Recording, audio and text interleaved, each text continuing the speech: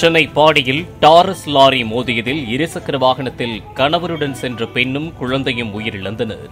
கிண்டியில் குடும்பத்துடன் வசித்து வரும் சரவணன் தனது மனைவி மற்றும் குழந்தையுடன் பாடி மேம்பாலம் அருகே இருசக்கர வாகனத்தில் சென்று கொண்டிருந்த போது பின்னால் வந்த டாரஸ் லாரி மோதியதில் சரவணனின் மனைவி பிரியா, குழந்தை கரோலினும் உயிரிழந்தனர். லாரி ஓட்டுநரை கைது செய்து திருமங்கலம் போக்குவரத்து புலனாய்வு துறையினர் விசாரித்து வருகின்றனர்.